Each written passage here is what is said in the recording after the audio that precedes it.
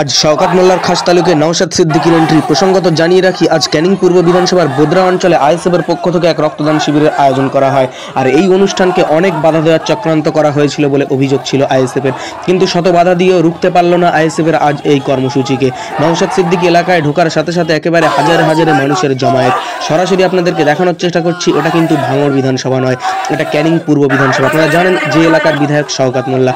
গত কয়েকদিন আগেই শওকত মোল্লাকে চ্যালেঞ্জ ছুড়ে নওশাদ সিদ্দিকী বলেছিলেন, ৩ তারিখ আমি ক্যানিং পূর্ব বিধানসভায় ঢুকছি, পারলে আটকে দেখাও। আর কথা মতোই আজ নওশাদ সিদ্দিকী ক্যানিং পূর্ব বিধানসভার বোদরা অঞ্চলের চাঁদপুর খড়গাছি এলাকায় রক্তদান শিবিরে উপস্থিত হয়। আর এই রক্তদান শিবিরে আজ রক্ত দেয় একেবারে ৮০০-র অধিক মানুষ। সরাসরি আপনাদেরকে সেই চিত্র একেবারে তুলে ধরার চেষ্টা করছি। নওশাদ সিদ্দিকী যখন খড়গাছি এলাকায় ঢুকলো, একেবারে সাথে সাথে দেখতে পাচ্ছেন গ্রামের ছোট ছোট বাচ্চা থেকে নিয়ে শুরু করে মা বোন থেকে শুরু করে বাপ ভাই থেকে শুরু করে প্রত্যেকটা মানুষ রাস্তায় নেমে পড়ে একবার পীরজাদা নওশাদ সিদ্দিকীর সঙ্গে দেখা করার জন্য। প্রিয় নেতা যখন এলাকায় ঢুকছে, একেবারে হাজারে হাজারে মানুষের যে জনসমর্থন, যে প্লাবন, আপনারা সেই ছবি সরাসরি দেখতে পাচ্ছেন। নওশাদ সিদ্দিকী আজ এই চাঁদপুর খড়গাছি এলাকা থেকে রক্তদান শিবিরের মঞ্চ থেকে কি বার্তা দিলেন সেটা আপনাদেরকে শোনানোর চেষ্টা করব।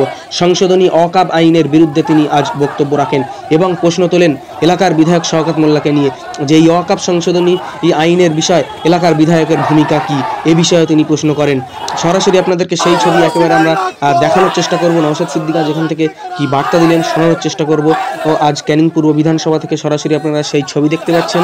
আমাদের চ্যানেল নতুন হলে চ্যানেলটি সাবস্ক্রাইব করবেন, ফেসবুক পেজে নতুন হলে পেজটি ফলো করবেন, ভিডিওটি প্রচুর পরিমাণে শেয়ার করে ছড়িয়ে দিন। ক্যানিং পূর্ব বিধানসভার মতো জায়গায় আজ নওশাদ সিদ্দিকী যখন এলো, হাজারে হাজারে মানুষের জনসমাগম।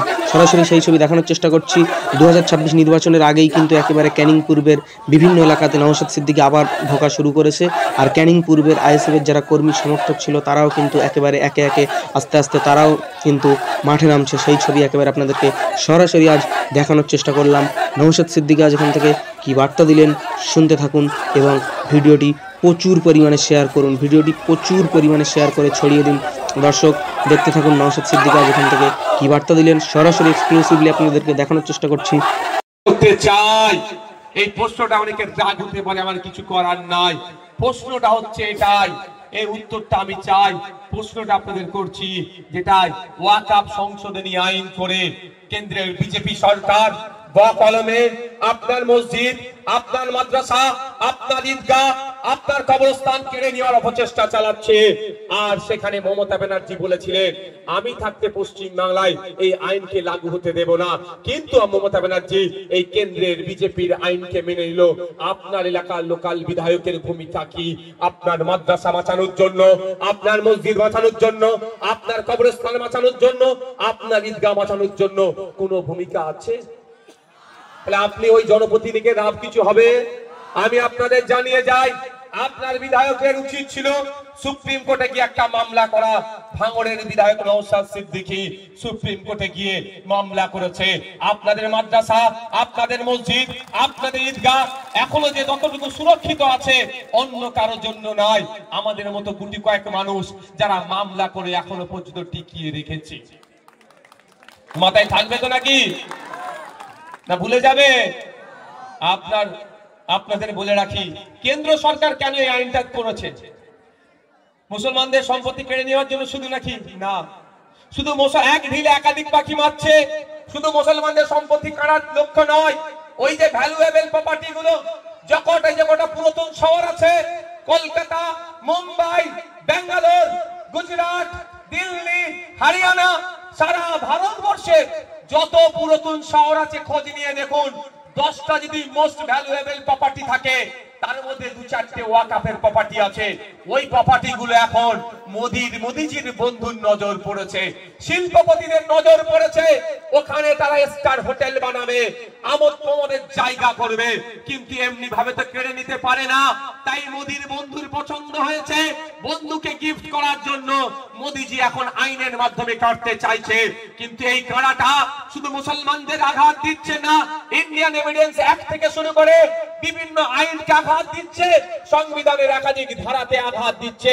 তাই আমরা সংবিধান প্রেমী মানুষেরা সংবিধানকে প্রোটেক্ট করার জন্য, রক্ষা করার জন্য এর যেমন প্রতিবাদ করছি, কিন্তু আমরা আগামী দিনেও দেখছি আজকে এরা ওয়াকফের সম্পত্তি লুট করছে, কালকে এরা গুরুদুয়ারা সম্পত্তি লুট করবে, পরশুদিন এরা জাহের খানের সম্পত্তি লুট করবে, তারপরের দিন এরা কারম খানের সম্পত্তি লুট করবে, তারপরের দিন এরা গির্জার সম্পত্তি লুট করবে, এরপরে তারা হিন্দু সমাজের ধর্মীয় সম্পত্তিগুলোকে, এই মন্দিরের দেবদেবীর নামে সম্পত্তিগুলোকে লুট করার চেষ্টা করবে।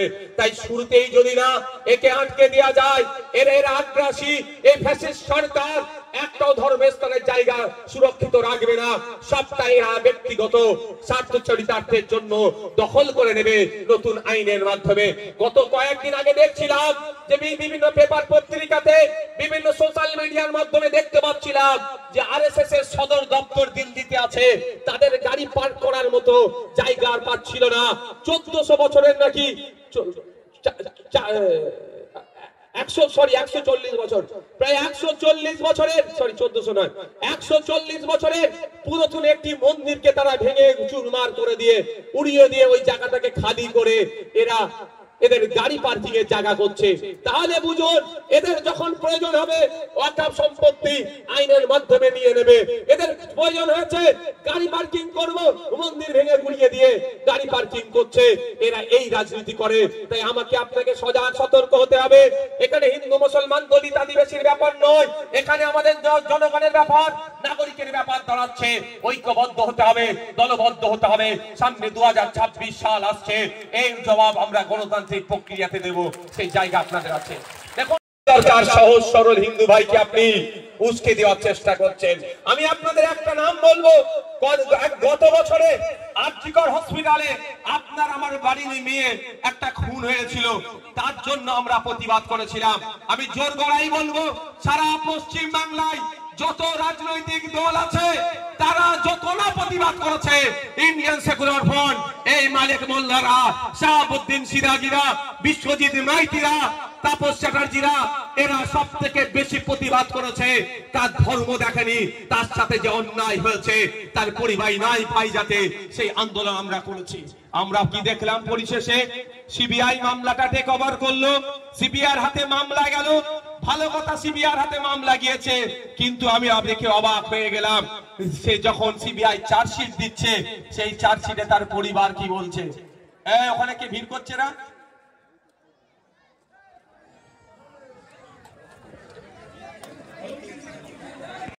পাবলিশ করে দেয়া এবং জিজ্ঞাসা করা এই 54-55 জনকে পাবলিক ডোমেইনে দিয়ে দেওয়া যে আপনারা যদি নাম ঠিকানা খুঁজে পান তাহলে সিবিআই এর কন্টাক্ট নাম্বার ছেড়ে দাও, যে আমাদেরকে বলো। যদি দেখতে পাই আমাদের পাড়ার কোনো কুলাঙ্গার আমাদের বাড়ির মেয়েটাকে হত্যা করলো, খুন করলো, তার পরিচয় আমরা সিবিআই হাতে তুলে দিতাম, সিবিআই তাকে গ্রেফতার করতো। কিন্তু এটা করেনি। কিন্তু সিবিআইটা কে চালাচ্ছে? কেন্দ্রীয় মন্ত্রী অমিত শাহ। যে থাকলে বসলে পাকা ছেলে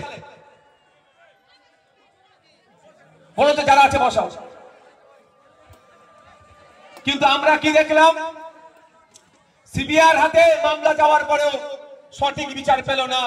আমরা ধর্ম দেখে প্রতিবাদ করি না। কিন্তু আজকে শুভেন্দু বাবুকে আমি একটা প্রশ্ন করতে চাই। আপনি হিন্দু ভাই ভাই বলেছিলেন, তিলোত্তমার ধর্মীয় পরিচয়টা একটু আপনার কাছ থেকে জানতে চাই।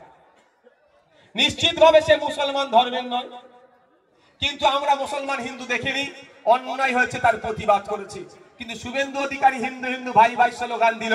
এখন প্রশ্ন আমরা করব, তিলোত্তমা এখনো বিচার পেল না কেন?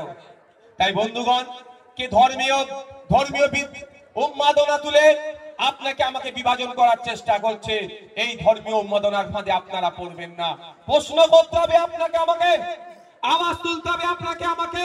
এখানকার যে আমি আস্তে আস্তে দেখছিলাম বেশ কয়েকটি প্রাইমারি স্কুল পড়লো। যাওয়ার সময় আপনারা জিজ্ঞাসা করে যাবেন, প্রাইমারি স্কুলগুলোতে রেশিও মেইনটেইন হচ্ছে না, অর্থাৎ যে পরিমাণ ছাত্র আছে সেই শিক্ষক নাই। এই প্রশ্নটা তোলা আমাদের দরকার ছিল। তার পরিবর্তে কে হিন্দু কে বড় মুসলমান, এই নিয়ে লড়াই আপনাকে আমাকে লাগিয়ে দিয়েছে। আপনাকে আমাকে প্রশ্ন করা দরকার ছিল 2022 সালে 2012 থেকে 2024 পশ্চিম বাংলায় 25,000 স্কুল কেন বন্ধ হয়েছে, এর জবাবটা চাওয়া দরকার ছিল। তার পরিবর্তে আপনাকে আমাকে মানে আপনি কত বড় হিন্দু আর ইনি কত বড় মুসলমান এই পরীক্ষায় ফেলে দিয়েছে। তাই বন্ধুগণ, যে 25,000 স্কুল প্রাইমারি স্কুল বন্ধ হয়েছে, এই প্রাইমারি স্কুলে অন্য কেউ পড়াশোনা করেনি, ওই আপনাদের বিধায়কের ছেলে মেয়েরা, পরিবারের ছেলে মেয়েরা পড়াশোনা করেনি, সাধারণ খেটে খাওয়া দিন আনে দিন খাওয়া পরিবারের ছেলে মেয়েরা পড়াশোনা করছে। তাই বন্ধুগণ, আমার বলার উদ্দেশ্য এটাই যে আপনাকে আমাকে শিক্ষার আওয়াজ তুলতে হবে, আপনাকে আমাকে আওয়াজ তুলতে হবে। হসপিটালে ডক্টর নেই কেন? আপনাকে আমাকে আওয়াজ তুলতে হবে। রাস্তাঘাটে মেরামত হচ্ছে না কেন? আপনাকে আমাকে আওয়াজ তুলতে হবে।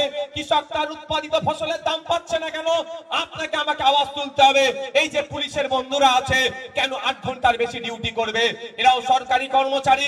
একটা পুলিশ 10 ঘন্টা নয়, 12 ঘন্টা নয়, 14 ঘন্টার উপরে ডিউটি করছে। এটা মেনে নেওয়া যায় না। পুলিশ আমাদের পরিবারের একটা গুরুত্বপূর্ণ সদস্য, তারা 8 ঘন্টার কেন বেশি ডিউটি করবে? এই আওয়াজ আপনাকে তুলতে হবে। মমতা ব্যানার্জি থানার সংখ্যা বেরিয়ে দিচ্ছে, তাতে আমার কোনো অসুবিধা নাই। আমি তো মনে করি পাড়ায় পাড়ায় থানা হোক, তাতে আমার কোনো যায় আসে না। আমি হিংসা মুক্ত সমাজ চাই।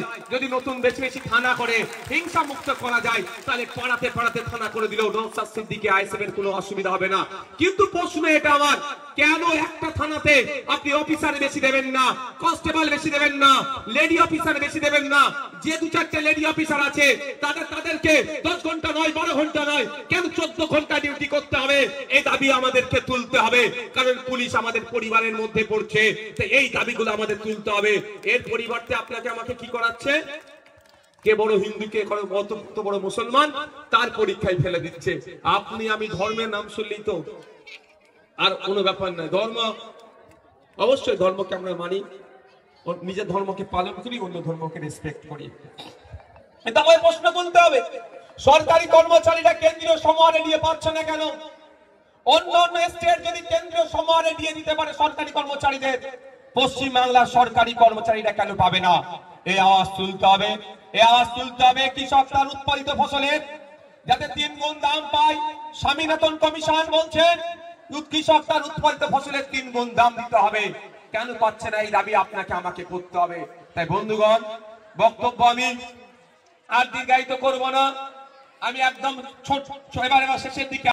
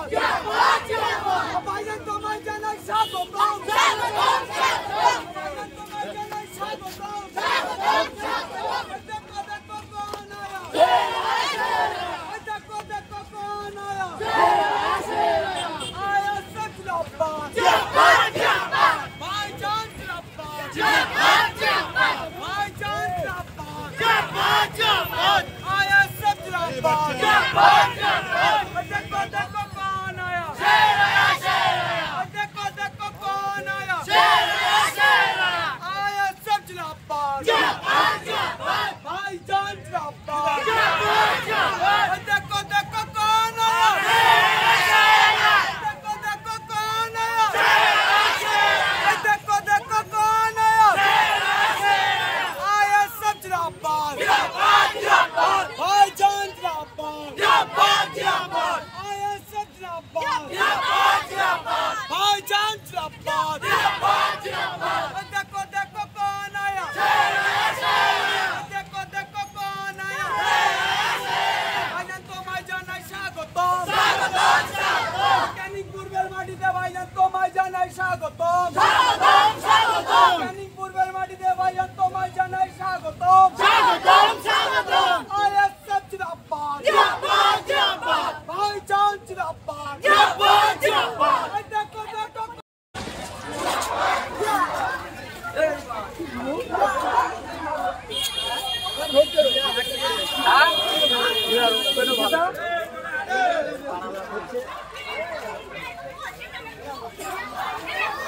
Hey,